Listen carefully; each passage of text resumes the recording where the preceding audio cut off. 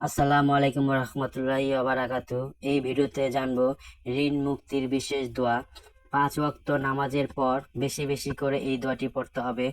আল্লাহুম্মা কফিনি বিহালালিকা আন হারামিকা ওয়া আগনিনি বিফাদলিকা আম্মান সিরা। আমি দোয়াটি আরেকবার বলে দিচ্ছি। আল্লাহুম্মা কফিনি বিহালালিকা আন হারামিকা ওয়া আগনিনি বিফাদলিকা আম্মান সিরা।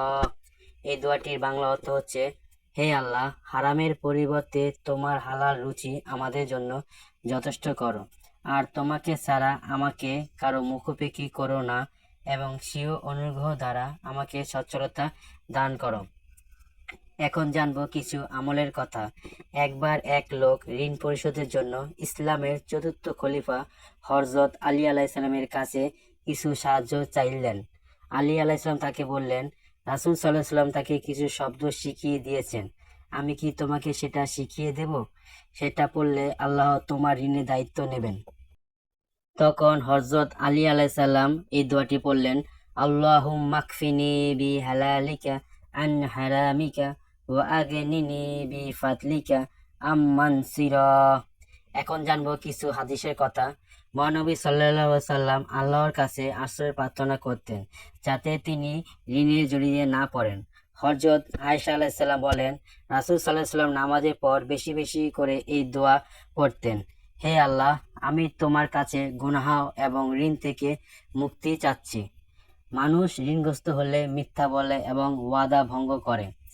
ঋণ থেকে মুক্তির আরো কিছু দোয়া আছে।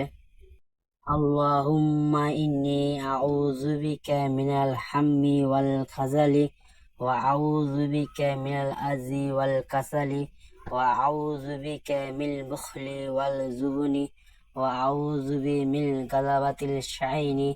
এই দোয়াটির বাংলা অর্থ হচ্ছে, হে আল্লাহ, নিশ্চয় আমি আপনার আশ্রয় নিচ্ছি দুশ্চিন্তা ও দুঃখ থেকে, অলসতা ও কৃপণতা ও বিষণ্ণতা থেকে, ঋণের ভার ও মানুষকে দমন পীড়নের হাত থেকে।